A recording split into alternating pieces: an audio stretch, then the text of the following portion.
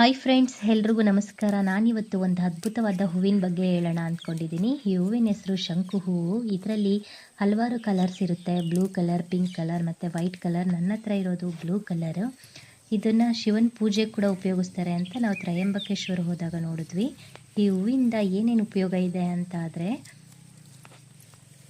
ದೇಹದ ಕೊಲೆಸ್ಟ್ರಾಲ್ ಕಮ್ಮಿ ಮಾಡಲು ಇದು ತುಂಬ ಚೆನ್ನಾಗಿ ಉಪಯೋಗ ಆಗುತ್ತೆ. ಹಾಗೆ ಮೆಮೊರಿ ಪವರ್ ಇಂಪ್ರೂವ್ ಆಗೋದು ಕೂಡ ಇದು ತುಂಬ ಚೆನ್ನಾಗಿ ವರ್ಕ್ ಆಗುತ್ತಂತೆ. ಮೆಮೊರಿ ಪವರ್ ಬಗ್ಗೆ ನನಗೆ ಅಷ್ಟಾಗಿ ಐಡಿಯಾ ಇಲ್ಲ ಆಗಲಿ, ಬಟ್ ವೆಯ್ಟ್ ಲಾಸ್ ಆಗೋಕ್ಕಂತೂ ಇದು ತುಂಬ ಉಪಯೋಗ ಆಗುತ್ತೆ.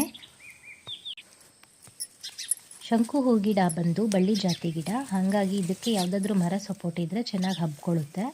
ಇಲ್ಲ ಅಂದರೆ ಜಾಗ ಇಲ್ಲ ಅನ್ನೋರು ಈ ಥರ ಪಾಟ್ ಅಥವಾ ಬಕೆಟಲ್ಲಿ ಒಂದು ಕಡ್ಡಿ ಅಥವಾ ಏನಾದರೂ ಪೈಪ್ ಅಥವಾ ಸಪೋರ್ಟ್ ನಿಲ್ಲಿಸ್ಬಿಟ್ಟು ಬೆಳೆಸಿದ್ರೆ ಇದು ಚೆನ್ನಾಗಿ ಹಬ್ಕೊಳ್ಳುತ್ತೆ. ಈ ಹೂವು ಗಿಡಕ್ಕೆ ಸೀಸನ್ ಅಂತ ಇರೋದಿಲ್ಲ, ಎವ್ರಿ ಡೇ ಹೂವು ಬಿಡ್ತಾ ಇರುತ್ತೆ. ಇದರಿಂದ ಬ್ಲೂ ಟೀ ಹೇಗೆ ಮಾಡೋದು ಅಂದರೆ, ನೀರನ್ನು ಚೆನ್ನಾಗಿ ಕುದಿಸ್ಬಿಟ್ಟು ಆ ಹೂವುಗಳನ್ನು ಅದರಲ್ಲಿ ಹಾಕ್ಬಿಟ್ಟು ಒಂದು 15 ಮಿನಿಟ್ಸ್ ಮುಚ್ಚಿಟ್ರೆ ಅದರಲ್ಲಿರುವಂಥ ಎಂಜೈಮ್ಸ್ ಎಲ್ಲ ಅದಕ್ಕೆ ಬಿಟ್ಕೊಳ್ಳುತ್ತೆ. ಆಮೇಲೆ ಅದ್ರ ಜೊತೆಗೆ ನಿಂಬೆಹಣ್ಣು ರಸ ಹಿಂಡ್ಕೊಂಡು ಕುಡಿದ್ರೆ ಬ್ಲೂ ಟೀ ಚೆನ್ನಾಗಿರುತ್ತೆ. ನಮ್ಮ ಆರೋಗ್ಯಕ್ಕೂ ಒಳ್ಳೆಯದು ಅಂದರೆ ಯಾಕೆ ಒಂದ್ಸರಿ ಟ್ರೈ ಮಾಡಬಾರ್ದಲ್ವಾ? ಟ್ರೈ ಮಾಡಿ ನೋಡಿ, ರಿಸಲ್ಟ್ ಹೇಗಿರುತ್ತೆ ಅಂತ ಕಮೆಂಟ್ ಮಾಡಿ. ವಿಡಿಯೋ ನೋಡಿದ್ದಕ್ಕಾಗಿ ಎಲ್ರಿಗೂ ಥ್ಯಾಂಕ್ಸ್.